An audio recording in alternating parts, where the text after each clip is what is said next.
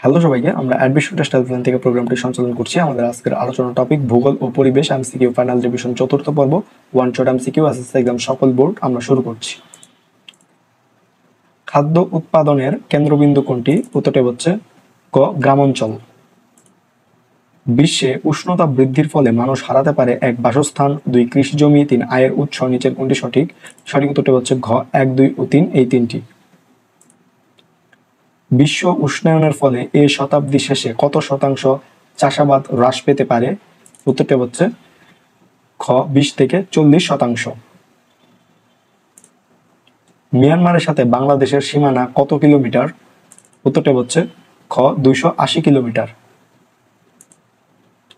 বেতার তরঙ্গ কোন মণ্ডলে বাধাপ্রাপ্ত হয়ে পুনরায় ভূপৃষ্ঠে ফিরে আসে? উত্তরটি হচ্ছে গ আয়নমণ্ডল। সাগর তীরবর্তী অঞ্চলে ভূমিকম্পের পরবর্তী সময়ে সাধারণত কোন দুর্যোগটি আঘাত হানে? উত্তরটি হচ্ছে ঘ সুনামি। এশিয়ার মঙ্গোলিয়া মালভূমির বৈশিষ্ট্য কোনটি? উত্তরটি হচ্ছে গ চারদিকে পর্বত বেষ্টিত। ভৌগোলিক তথ্য সংরক্ষণ ও বিশ্লেষণ ব্যবস্থার সংক্ষিপ্ত রূপ কি? উত্তরটি হচ্ছে খ GIS। টেকসই উন্নয়নের প্রধান ক্ষেত্র কোনটি? উত্তরটি হচ্ছে ক সমাজ। 1 নটিক্যাল মাইল সমান কত কিলোমিটার? উত্তরটি হচ্ছে ক 1.852 কিলোমিটার।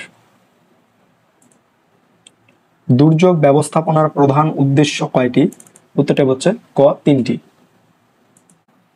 জিওগ্রাফি শব্দটির অর্থ পৃথিবীর বর্ণনা কোন ভূগোলবিদ প্রথম ব্যবহার করেছেন? উত্তরটি হচ্ছে গ ইরাটোস্থেনিস।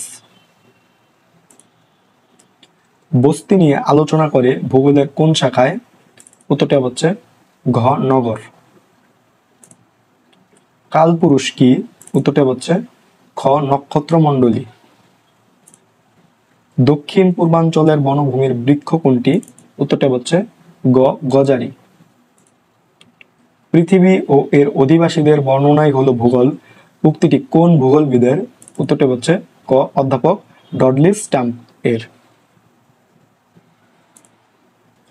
আহ্নিক গতির বেগ সবচেয়ে কম 1 বিষুবরেখায়, 2 উত্তর মেরুতে, 3 দক্ষিণ মেরুতে। নিচের কোনটি সঠিক? সঠিক উত্তরটি হচ্ছে গ 2 ও 3। 2 হচ্ছে উত্তর মেরুতে এবং 3 হচ্ছে দক্ষিণ মেরুতে। কৃষিকাজে কোন ধরনের মানচিত্র ব্যবহার করা হয়? উত্তরটি হচ্ছে খ মৃত্তিকা মানচিত্র। নিচের কোনটিকে সুমেরু বৃত্ত বলে? উত্তরটি হচ্ছে গ 66.5 ডিগ্রি উত্তর।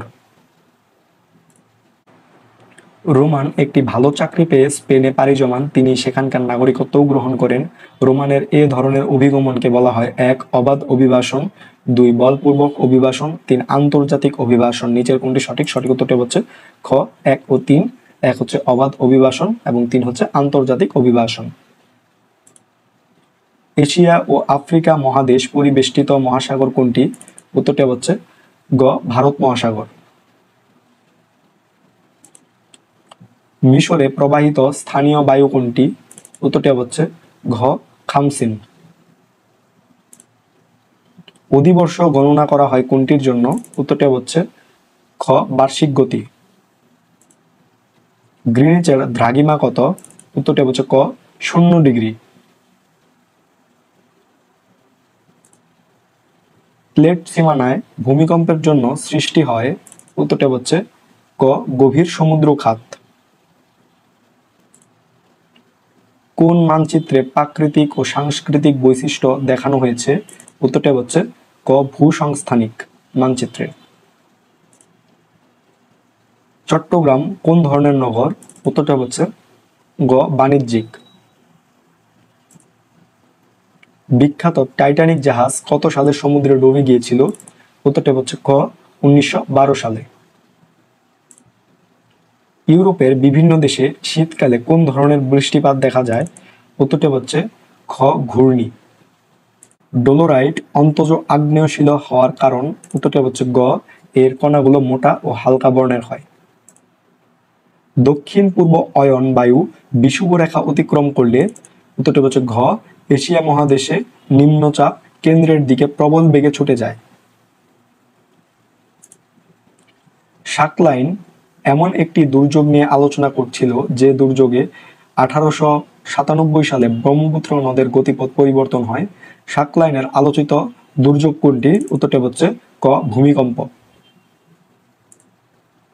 নদীর গতিপথকে কয় ভাগে ভাগ করা হয়েছে? উত্তরটি হচ্ছে খ 3 ভাগে।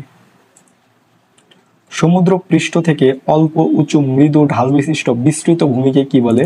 উত্তরটি হচ্ছে ঘ সমভূমি। যমুনার উপনদী কোনটি? উত্তরটি হচ্ছে ঘ আত্রাই। শীতকালে বাংলাদেশে কোন দিক থেকে বায়ু প্রবাহিত হয়? উত্তরটি হচ্ছে গ উত্তর পূর্ব দিক থেকে। জিপিএস এর দ্বারা ভূ উপগ্রহ থেকে তথ্য সংগ্রহের ক্ষেত্রে 1 মেঘবিহীন স্বচ্ছ আকাশের প্রয়োজন হয়, 2 যে কোনো স্থানের ভৌগোলিক অবস্থান জানা যায়, 2 কম্পিউটারের সাহায্যে তথ্য সংগ্রহ ও বিশ্লেষণের প্রয়োজন হয়। নিচের কোনটি সঠিক? সঠিক উত্তরটি হচ্ছে খ 1 ও 3। 1 হচ্ছে মেঘবিহীন স্বচ্ছ আকাশের প্রয়োজন হয় এবং 3 হচ্ছে কম্পিউটারের সাহায্যে তথ্য সংগ্রহ ও বিশ্লেষণের প্রয়োজন হয়। নিচের কোনটি পাললিক শিলায় দেখা যায়? উত্তরটি হচ্ছে খ জীবাশ্ম পাললিক শিলায় দেখা যায়। লুসাই পাহাড় থেকে উৎপন্ন নদী কোনটি? উত্তরটি হচ্ছে ঘ কর্ণফুলী।